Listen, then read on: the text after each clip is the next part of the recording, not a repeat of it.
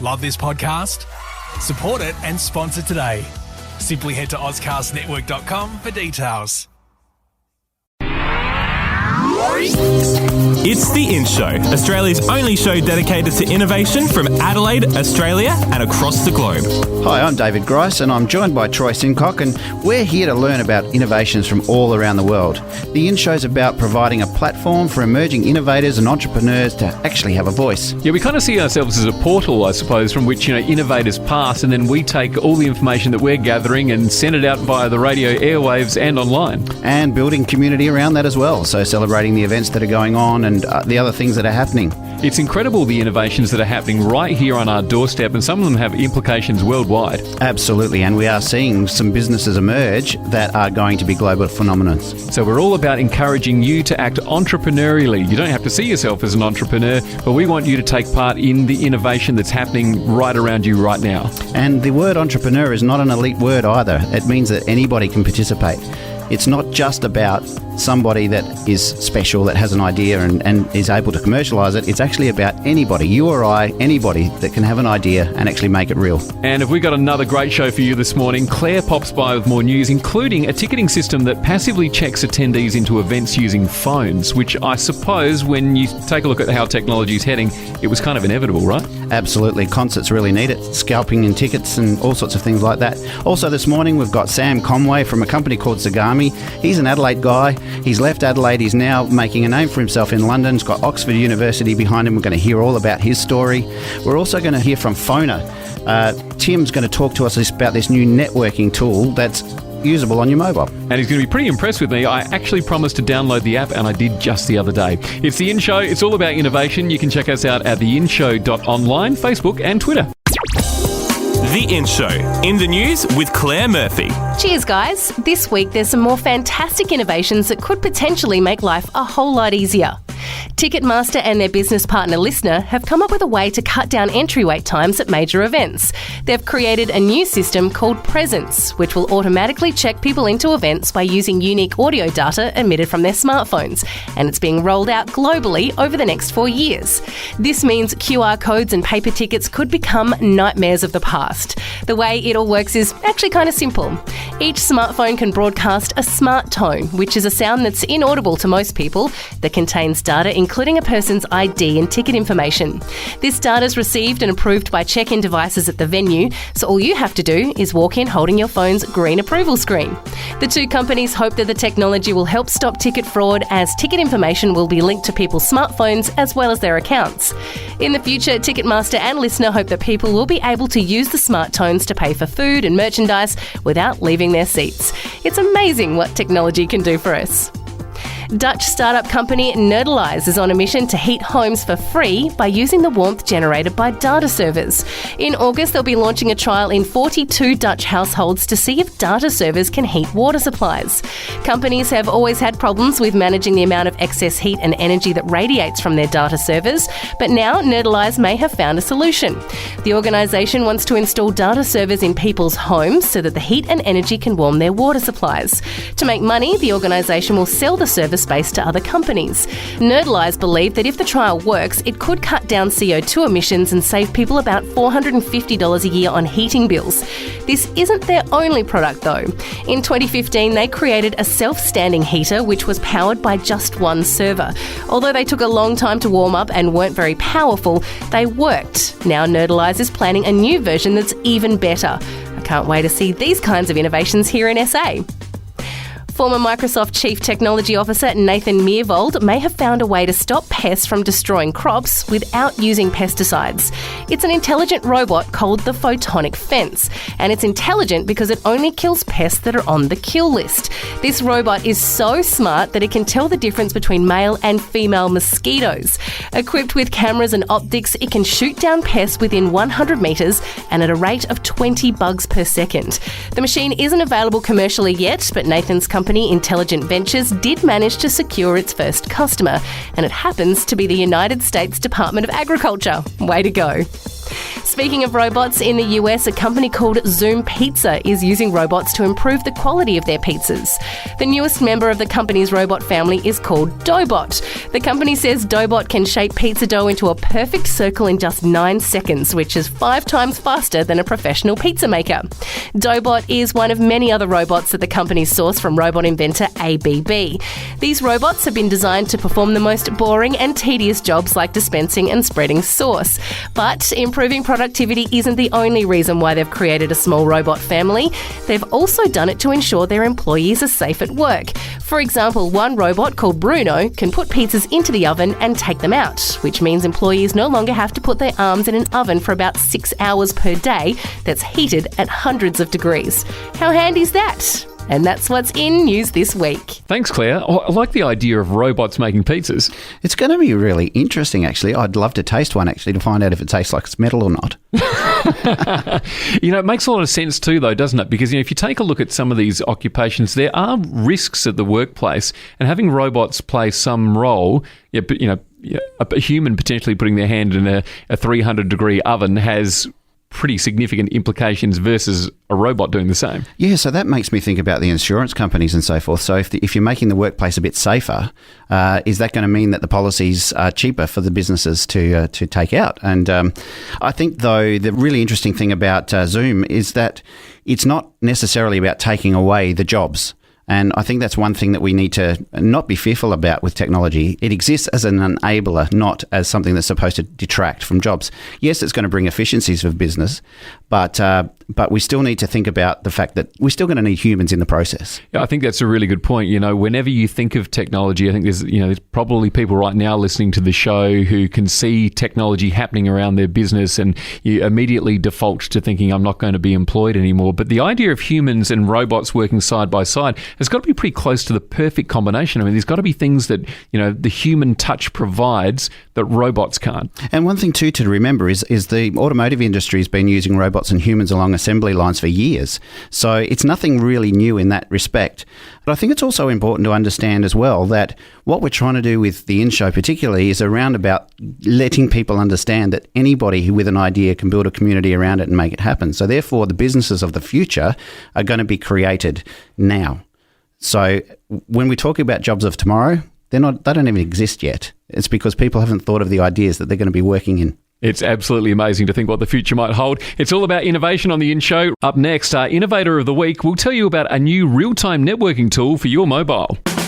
Adelaide is starting to be recognised as a smart city, nationally and globally. The City of Churches is rapidly gaining a reputation as the city for innovation. Smart city innovation is becoming a big part of our future. The Adelaide Smart City Studio is supporting people that are creating new smart city products and services for global markets.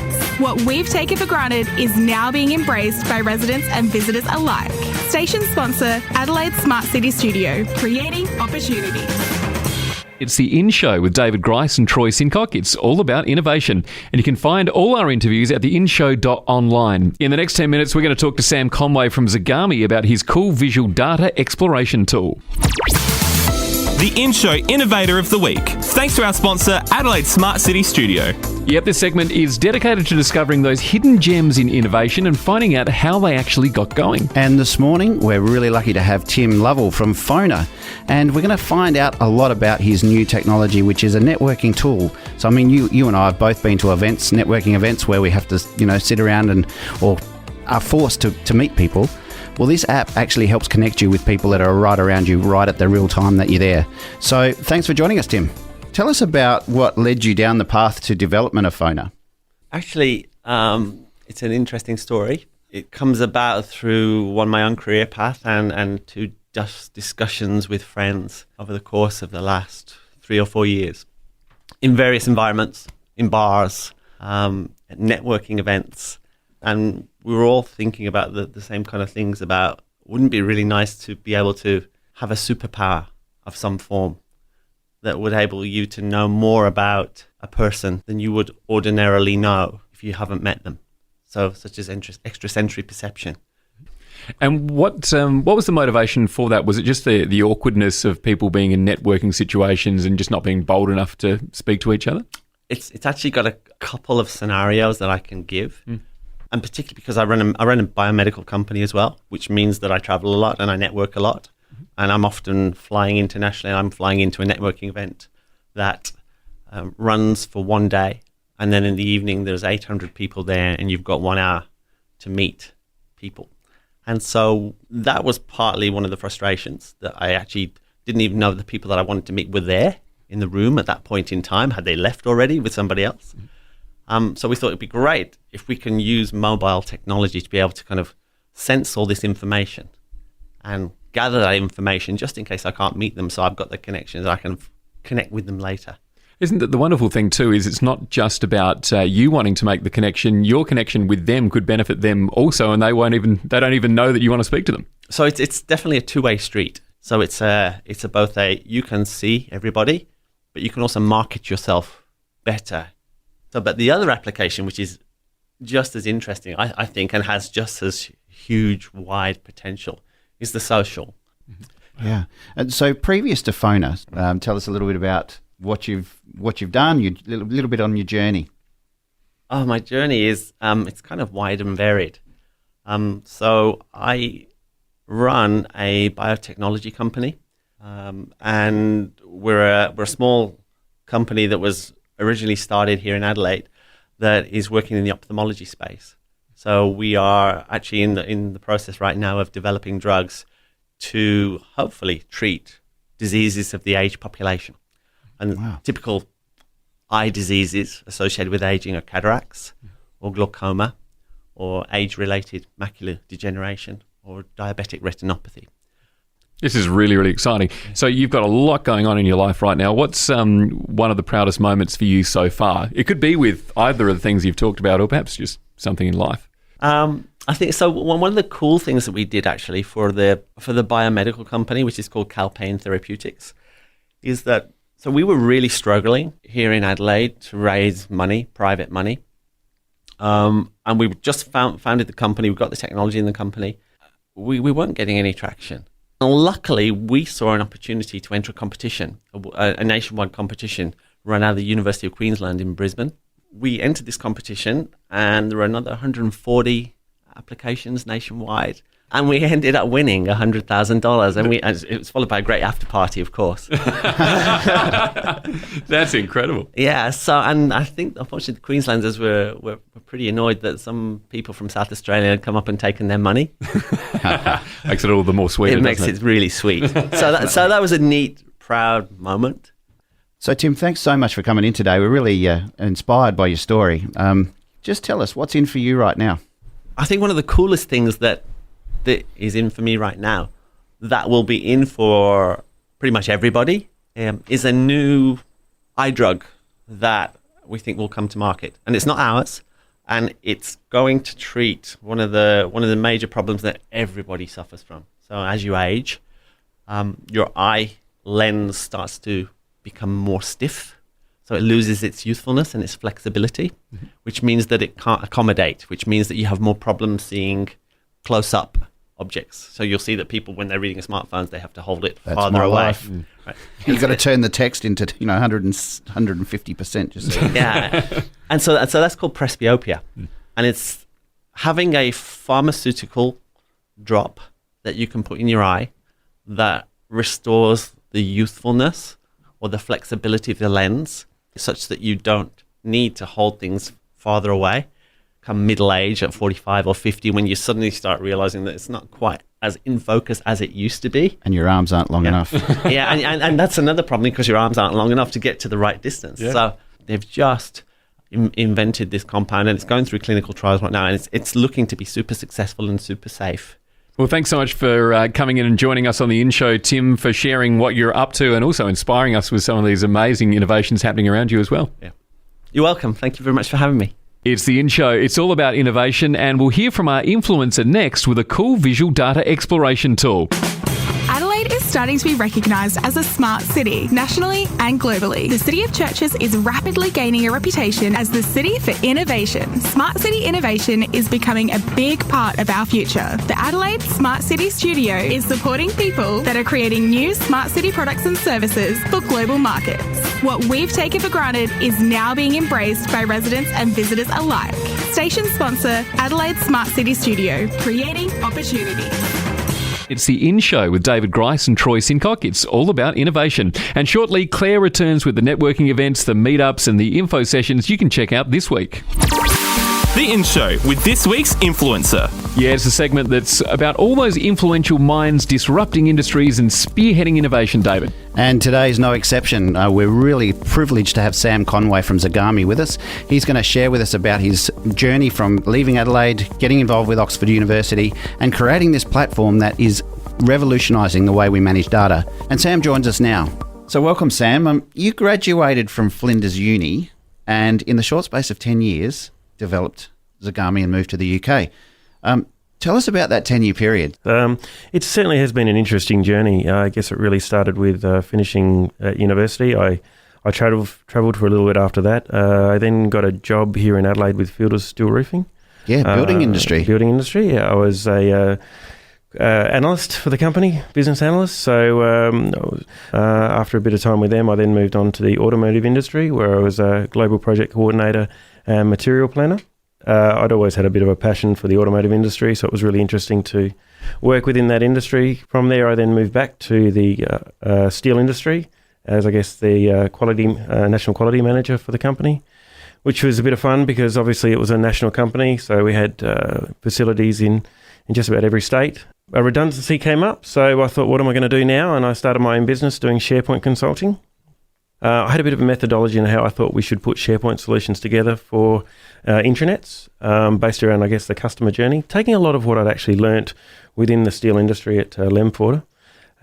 So that started to really gain some traction and I made some good sales. And I found that within the first year, I got to the point where I was just generating too much business. So that's a bad problem, isn't it? Yeah. So I needed to employ people and that's what I did. And that's when I brought on my current CTO, Roger Noble. One of the things he was working on was some, I guess, outdated and dropped technology from Microsoft called Pivot.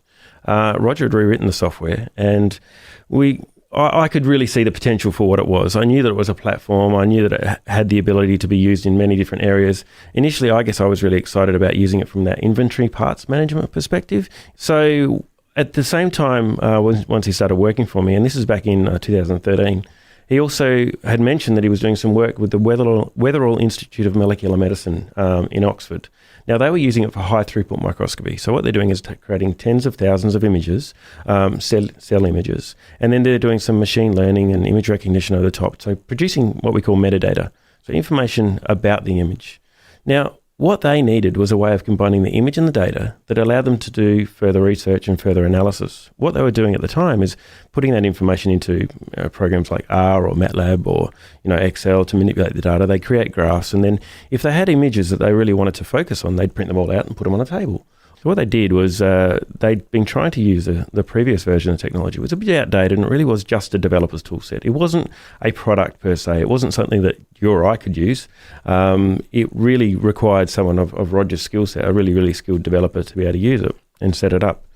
Even then, there were challenges with it. So we got together and we pitched a project to the Weatherall Institute of Molecular Medicine. And we said to Steve Taylor, who's now our Chief Scientific Officer, said, we know that there are problems. How about we rebuild it for you? And he said, okay, I'll see what I can do. So he came back a few weeks later and said, yep, looks like we're going to get the approval. So Roger and I went and got on a plane and went to Oxford, which was pretty amazing. We got to meet all the guys there. And I thought that was really important because I really wanted to build a relationship with these guys so that we ensured that we delivered on what they wanted, because I could see this as a significant project.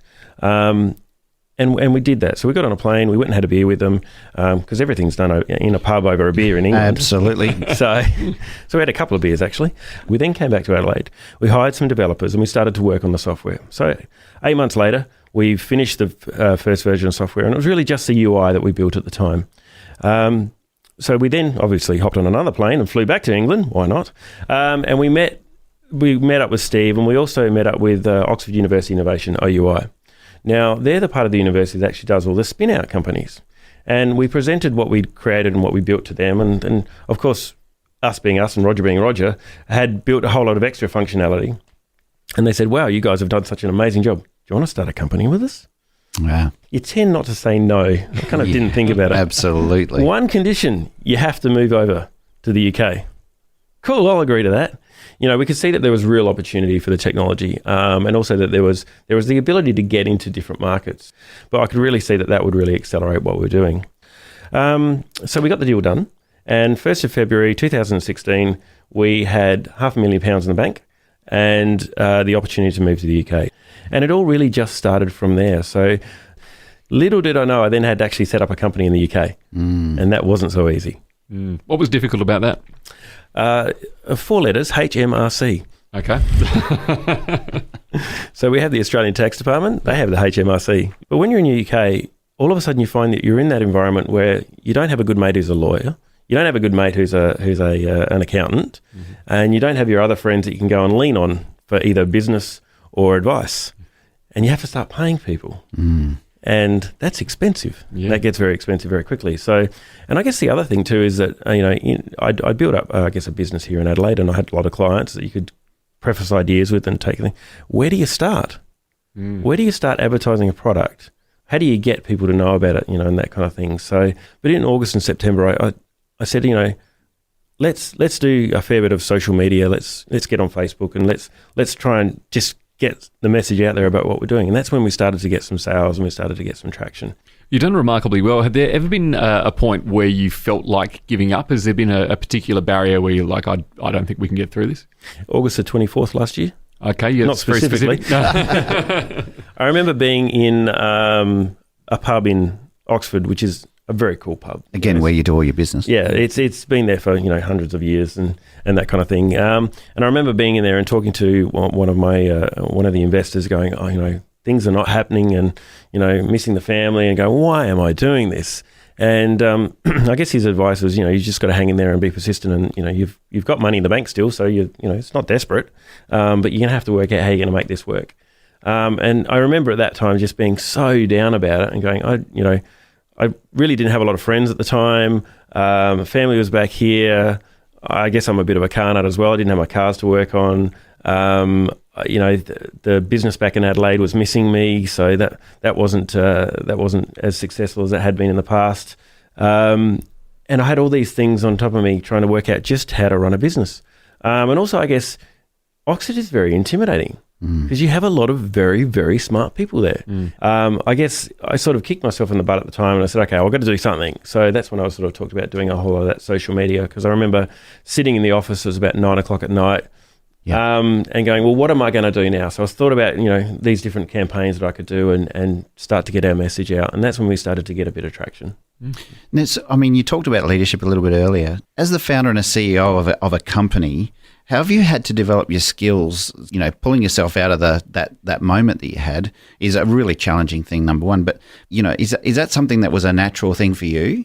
Yeah, I guess it's a bit of a mix. I don't know. I think, like anything, leadership always takes time to develop. You speak to any of the best leaders in the world, and they didn't start there. You speak to all these successful companies, and they never started there. Everything is learning, and I guess that's the way I look at life. In the fact that everything we do teaches us for the next stages. Because what I found here is that you lots of really good leaders that you can feed off of, but I want to be a global CEO. So, and the only way you can become a global CEO is put yourself out there, which you've done. And you look a bit foolish at times, but you certainly do learn from those experiences. So where's Zegami at right now? Okay, so Zegami right now, we have a product that we're actively selling. We've made some good sales. My little team of 3 that it was, I guess, September, October last year is now 9 or 10. We're growing quite fast now that we've actually got the next round of funding on board of £2.3 million.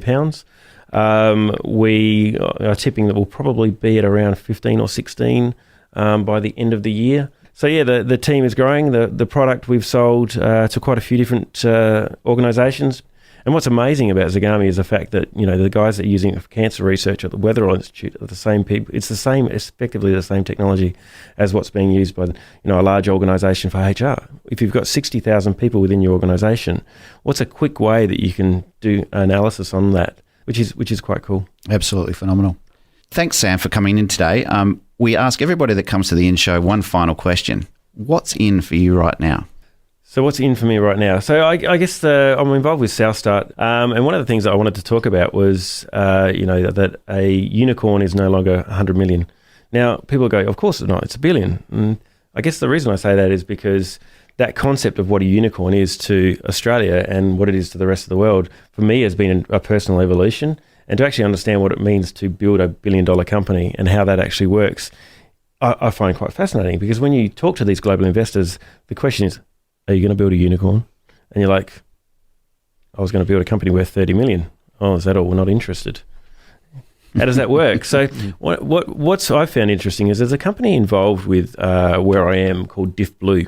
Now, Diff Blue is quite interesting. It's based on 10 years of research out of Oxford University, and they've got software that basically is going to auto-generate code, effectively. I think that's simplest way to sort of put it. Wow. So it will auto-write code. Now, it's based on a whole lot of machine learning algorithms and very, very smart technology. Now, just recently, they've raised, I think it was £17 million, $22 million US. Now, that company effectively started at the same time as we did. They've taken over the office, and their strategy is all about growth. And what they're doing, absolutely amazing, and talking to some incredible companies. But they have the ability, or they could have the ability to become a unicorn. And it's really interesting to see the growing pains and all the challenges and everything they're having, as well as hitting their milestones and raising significant capital. Because when you've got 17 million in the bank, what do you do with it? That's the next question. So their recruitment and their hiring staff and their growth is just absolutely phenomenal. So for me, it's all about that predictive analytics, that machine learning, and these things that will take data and make it functional and give us insight into information and data in a way that we never thought was possible to automate processes. And I think that's where it's really going to start to get fascinating. And we've got organisations all over the world that are working on similar stuff. It's about that collaboration that I think is important. Very exciting. Well, Sam Conway from Zegami, thank you so much. Congratulations on what you've achieved thus far, and it sounds like a very bright future ahead. Yeah, we'll keep working on it. It's all about innovation on The In Show. You can check us out on Facebook, Twitter, and hear all our interviews at theinshow.online. What's in Adelaide, in Australia, and innovation? Troy and David, Talent Unleashed are eagerly seeking a fresh wave of tech superstars across the globe to showcase their groundbreaking and innovative ideas within their 5 award categories. By entering the Talent Unleashed Awards, you have the chance to globally showcase the impact you or your business has on the workplace, the community, and the world. It's also an opportunity to be recognised and applauded by your industry, your peers, and some of the world's best. This year's judges include Sir Richard Branson and Steve Wozniak, Apple co-founder, and the Global Grand Prize category winners get to attend a VIP lunch with Steve Wozniak as part of an all-expenses-paid trip of a lifetime to Silicon Valley in the US to tour leading tech companies, meet some of the best and brightest in the digital and tech space, challenge their thinking and expand their knowledge. Head to the Talent Unleashed Awards website for more. Big Sound Festival 2017, held in Fortitude Valley, Queensland, will see the launch of the Big Sound Music Tech Showcase. They're looking for applications from existing and emerging music tech companies with products at a minimum of prototype stage who are looking to showcase their product to an international music industry audience, develop communication tools to assist in raising capital to further develop or launch their product, and market test their product and gain unbiased industry feedback.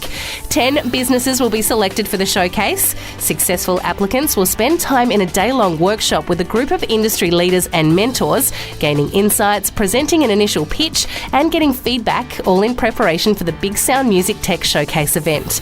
Go to bigsound.org.au for more info and check the events page on the In Show website for all the links and info to today's events. And before you head to your next event, download the Phoner app, find people easier, and market yourself better, all using station sponsor Phoner on your mobile. Thanks, Claire. And if you've got an event you'd like us to highlight, just drop us a line at theinshow.online. Next week on The In Show. We've got Martin Hazy coming in, and we're not talking to him, Troy, just about being the Lord Mayor. Well, what is he other than the Lord Mayor? Well, believe it or not, he's had a very long history as an innovator and entrepreneur, and we're going to talk to him about that. Okay. So that's I'm really looking forward to actually hearing his story. Yeah, he's an incredibly inspiring man. And as usual, Claire will be bringing us news from around the world and highlighting all the cool events going on. And check out theinshow.online. You can listen to the podcast. You can find out more about this week's guests and even share an innovation you're working on yourself. We'd love to hear from you. You can follow us on Facebook and Twitter. Well, that just about wraps us up for this week, Troy. We look forward to chatting with you all again next week. Love this podcast? Support it and sponsor today. Simply head to AuscastNetwork.com for details.